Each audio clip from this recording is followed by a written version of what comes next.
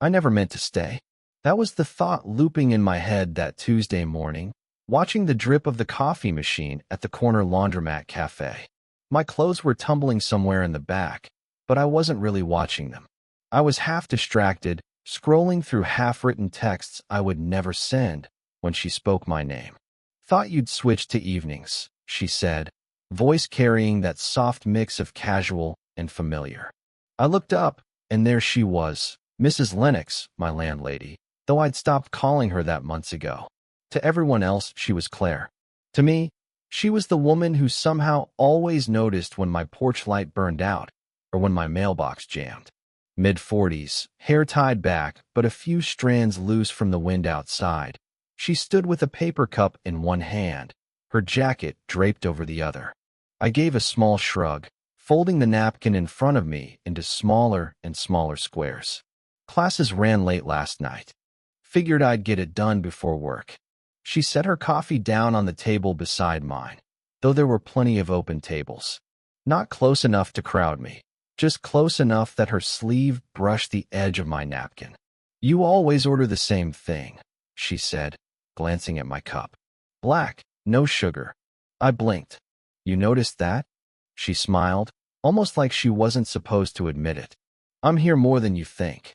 There wasn't much else said right then, but the silence stretched in that way I'd come to recognize. Not uncomfortable, but not neutral either. My phone buzzed face down on the table. I didn't look at it. Instead, I found myself watching the way she turned her cup slowly between her hands, the cardboard sleeve shifting against her rings. My eyes flicked away too late. She caught me. Her gaze lingered, curious, but she didn't call me out. "You must be tired," she said finally. "Not really," I lied. Another pause. A group of students laughed too loud near the counter, and for a second, it was like the two of us were sealed off in the quiet. I wanted to say something more, about her noticing my order, or how she always managed to sit like she had all the time in the world. Instead, I picked up the napkin again, folding the corner back and forth until it was soft as fabric. She leaned back slightly. "Don't let me keep you. I just saw you here." Her tone was light, but it felt weighted somehow, as if she wasn't sure whether to stay or go. I nodded, but didn't move. Neither did she. When the dryer buzzed in the back, I stood too quickly, bumping the table so my coffee sloshed. She reached out instinctively, her hand steadying the cup before it tipped. The touch was nothing, barely anything, but my chest tightened all the same. "Thanks," I muttered. Her eyes met mine, softer this time. Of course. I carried the moment with me as I pulled warm clothes from the dryer, shoving them into the basket. By the time I came back out, she was gone. Only her empty paper cup sat on the table, the sleeve still damp from her hands. I thought about tossing it in the bin, but instead, I left it there. That night, as I sat on my bed surrounded by unfolded laundry, my phone lit up with a message I wasn't expecting. "Next time, stay a little longer. I don't mind the company." I stared at it for a long time before the screen dimmed, my thumb hovering over the keys. I never planned to stay, but maybe she was right. Her message stayed on my screen all night, the words replaying every time I blinked. By morning, I'd convinced myself it was nothing, just politeness, the kind of thing you send when you don't know what else to say. But when I stepped outside for work, she was there, kneeling on the front step, coaxing a stubborn lock into place. "Morning," she said, glancing up. A strand of hair had fallen loose again, the way it always seemed to. "Door's sticking. Thought I'd fix it before you had to fight with it." I crouched beside her without thinking, handing her the screwdriver she'd set down. "You didn't have to." She smirked faintly. "Old houses don't wait for permission. You learn that after a divorce." The word hung there between us, divorce. It wasn't news, but she'd never said it out loud before, at least not to me. Something about the casual way she said it made me want to ask questions I knew I shouldn't. Instead, I just nodded, holding the screwdriver too tight. We worked in silence, her hand brushing mine briefly as she adjusted the hinge. Neither of us pulled away. When the door finally gave with a low groan, she leaned back on her heels, exhaling. "Tea?" she asked suddenly. I should have said no. I should have made some excuse about being late. But instead, I followed her upstairs. Her kitchen smelled faintly of citrus and something warmer. Vanilla, maybe. The counter was cluttered with unopened mail and a chipped mug she set in front of me. She poured the tea carefully, steam rising between us. "You remind me of my brother sometimes," she said, almost too quietly. "When he was younger. Restless. Always ready to leave, but never actually going." I looked down at the mug, tracing the crack in the glaze. "Is that a compliment?" She laughed softly, a sound that felt both familiar and dangerous. "Depends how you take it." The air shifted then, heavier. I tried to picture what we must look like. Me at her table, her standing close enough to see the faint scar near her wrist, both of us pretending this was ordinary. My chest tightened with a mix of wanting to stay and wanting to escape before I did something I couldn't take back. Her phone buzzed on the counter. She didn't reach for it. Instead, she tilted her head, studying me the way someone might study a painting they weren't sure belonged on their wall. "You're quiet," she said. I shrugged, sipping the tea though it was still too hot. "Don't know what to say." "Maybe that's fine," she murmured. When I stood to leave, she touched my arm lightly, just above the wrist, barely anything. But the warmth of it followed me down the stairs, out the door, through the rest of my day. I don't know why that moment stayed with me.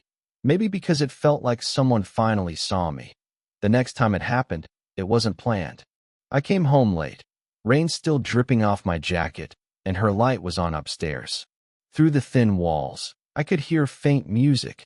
Old, steady, something she probably played when she didn't want the house to feel so empty. I was fumbling with my keys when her door opened. "You're soaked," she said. No preamble, no hesitation. Just standing there in the frame, sweater loose around her shoulders. "Come up before you catch something." I almost said no. I almost laughed it off. But the warmth spilling out of her apartment was hard to resist. Inside, she handed me a towel, fussed over the dripping sleeves of my shirt. Her hand lingered on my arm for half a second too long before she stepped back, clearing her throat. "Sorry," she said, shaking her head. "I forget you're not." She didn't finish the sentence. Not what? Not hers. Not old enough. Not the kind of man she was supposed to reach for. I sat on her couch, towel across my lap, listening to the rain strike the window. She poured us both tea without asking. When she set the cup in front of me, her fingers brushed mine again. This time, neither of us pulled away quickly enough. The air shifted. "Long day?" she asked, voice low. "Yeah." I hesitated. "You?" She gave a half-smile. "They're all long." Silence again, but not empty. I watched the steam curl from her cup, the way she avoided looking directly at me. My heart kicked hard against my ribs. I wanted to say something. How the messages she sent replayed in my head. How her small kindnesses carried more weight than she probably meant. But the words snagged in my throat. Then, the interruption. A knock at her door. Sharp, unexpected. She stiffened, set her cup down too fast. "That'll be Martha," she whispered, more to herself than me. "She checks in sometimes." I stood, towel in hand, suddenly aware of how this must look. Me, wet jacket draped over her chair, her sweater slipping from one shoulder. She caught my arm. "Wait." Just, her eyes flicked to the door. "Stay quiet. She won't stay long." We froze there, listening to the muffled voice outside, the polite tap-tap of someone who didn't know what they were interrupting. She let out a slow breath, shoulders lowering only after the footsteps faded down the stairs. When she turned back, the distance between us felt thinner. "Dangerous. You should go," she said softly, though her hand was still on my sleeve. I nodded, but didn't move. Her eyes held mine, steady, unflinching. For a moment, it felt like something was about to break open, the space between us narrowing, her breath catching, my hand almost lifting toward her face. Almost. I left instead, heart pounding, her unfinished sentence still hanging in the air. It was late afternoon when she asked if I'd walk with her. Nothing elaborate, just down the street to the small park with its crooked benches and uneven gravel paths. I said yes before thinking, though I knew I shouldn't. We walked slowly, her steps measured, the air heavy with the smell of cut grass. She carried her jacket over one arm. I kept my hands shoved in my pockets, fighting the urge to reach for hers. "You ever think about leaving?" she asked, eyes fixed ahead. "Sometimes." Her laugh was small, without humor. "Everyone your age says that. And then most of us don't." We sat on a bench that leaned slightly forward, like it was tired of holding people. She leaned back anyway, tilting her face toward the sky. I glanced at her profile, the way the late light softened everything, and had to look away. "I used to want to move to the coast," she said. "Open a bookstore." "Can you imagine?" I smiled faintly. "I can." She turned then, studying me in that way she did, as if she could peel back the words I didn't say. "You're kind," she murmured. "But you're also restless. That's dangerous." The words lodged somewhere deep. Dangerous how? She didn't answer right away. She folded her jacket neatly in her lap, smoothed the fabric once, twice. "Because someone like me notices. And once you notice, it's harder to stop." Her voice was steady, but her hand trembled just enough for me to see. I swallowed hard, pulse rushing in my ears. "Claire." She shook her head quickly. "Don't. Please." Silence stretched, filled only by the sound of a child shouting in the distance, a dog barking. Ordinary noises, but they couldn't cover what had just been said. I wanted to tell her everything. How her text still burned in my chest. How every small kindness from her felt sharper than it should. Instead, the words tumbled out in fragments. "I don't. It's not. I just..." She closed her eyes, exhaled slowly. "I know." We sat like that for what felt like forever, the air charged, my body leaning forward just enough that I could feel the pull of her. She didn't move away. Her lips parted as if she might say something more, something final. Then she opened her eyes and looked directly at me.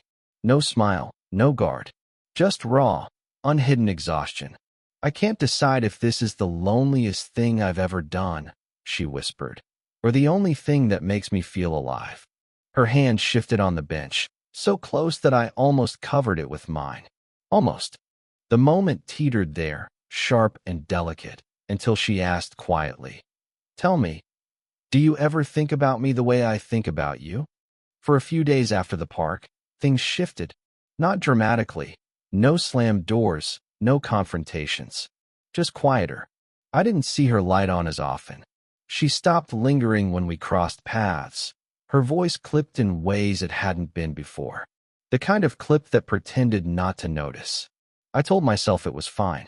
I had papers to finish, shifts to cover, a routine to sink back into. But in the silence, the absence of her texts, I kept checking my phone anyway.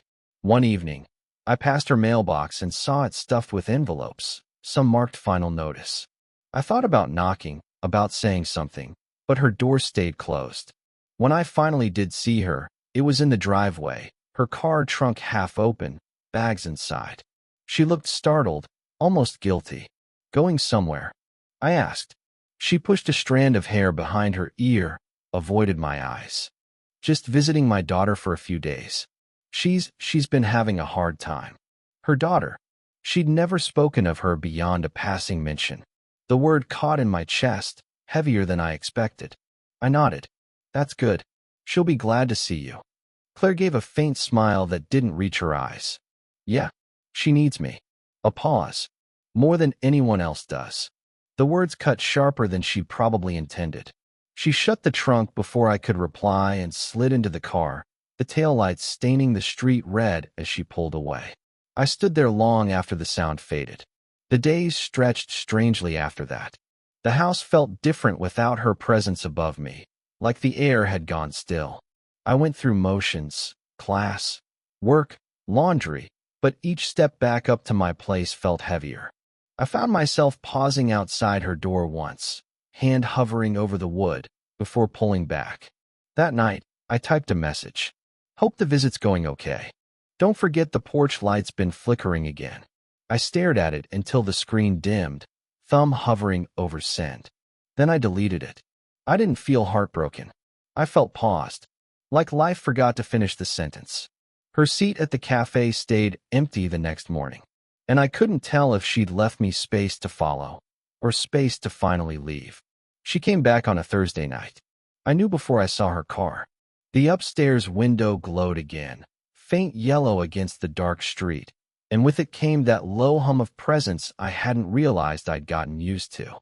I told myself not to go up, that it was better this way. Polite distance, quiet return to normal. But my feet didn't listen. I knocked once, softly, like I hoped she wouldn't hear. She opened the door anyway. "Hi," she said, voice low. Not surprised, not exactly welcoming either. Just tired. I almost left right then. But I didn't. Lights still flickering, I said, nodding toward the porch. She gave a small smile, the kind that carried too much history. It always is. I stepped inside before either of us decided against it.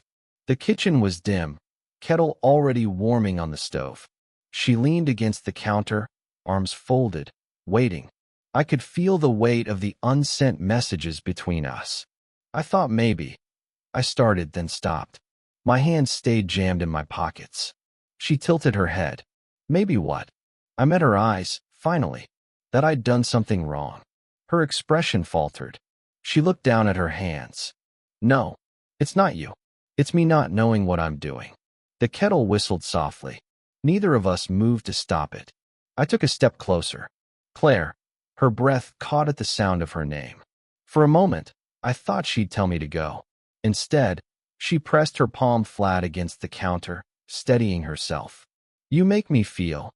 She shook her head, searching for words. "Too much. And I don't know if that's fair. To you. To me." I wanted to say the perfect thing, but nothing came. So I did the only thing I could. I told the truth in pieces. "I don't know what I want either," I admitted. "But when you pulled away, it felt like I was missing air." Silence. The kettle finally clicked off on its own. She looked at me then, really looked, the lines around her eyes softer than I'd ever seen. For the first time, there wasn't distance. Just two people standing too close in a kitchen that suddenly felt too small. Her hand lifted slightly, like she might reach for me. Then she stopped. "You're too young to be carrying this," she whispered. "Maybe," I said. My voice was steady now. "But I'm here." The words landed between us, fragile but real. She let out a breath, and then, slowly, her fingers brushed mine on the counter. A touch so light it could have been nothing. But it wasn't nothing. Her lips curved, barely. "Okay," she said. And that was all. The weeks that followed didn't look like a movie. No sudden declarations, no lightning strikes. Just small shifts. I still went to the cafe on laundry mornings. She still ordered tea. Sometimes we sat across from each other, sometimes side by side. Once, she remembered my order before I reached the counter, sliding the cup toward me without a word. On Saturdays, I helped with small things, the porch light, the mailbox hinge, a box too heavy for her to carry upstairs. She pretended not to notice how often my jacket ended up hanging over her chair, how the tea kettle seemed to whistle for both of us now. There were pauses, plenty of them. Long silences on the park bench, evenings when neither of us spoke much. Mornings where all we shared was the sound of her key turning in the lock. But the pauses stopped feeling dangerous. They became space. Breathing room. She told me once, while folding laundry, that her daughter had noticed she seemed lighter. I didn't know what to say, Claire admitted, shaking out a shirt before laying it flat. So I didn't say anything. I didn't push her to explain. I just handed her another towel. That was enough. Somewhere along the way, the guilt stopped scraping so hard against the edges of what we had. It didn't vanish, not completely, but it softened into something else, like a scar that still aches when it rains, but doesn't stop you from walking. The day I realized it had changed was quiet. A morning like any other. I came down the stairs at 8:47 a.m. sharp, black coffee in hand, and she was waiting by the door with her jacket. "Walk?" she asked. So we did. Back to the same crooked bench. The air smelled of grass, the same as it had weeks before, but this time she didn't talk about leaving. She just sat, sipping her tea, the sleeve of her sweater brushing against my arm. I glanced at her, and she caught it. Instead of pulling away, she leaned in just enough that our shoulders touched. A small thing, but it carried the weight of everything unsaid. For the first time, it felt simple. Not a question, not a cliff, just us. Later, when I think about it, I'll remember that moment more than any other. The bench, the coffee cooling in my hand, her quiet laugh when a bird swooped too close, and the way she looked at me, steady, unflinching, like she'd finally decided there was no need to explain. It wasn't a beginning, not exactly. It wasn't an ending either. It was something in between, something only we would understand. What kind of quiet, real love stories do you want to hear next?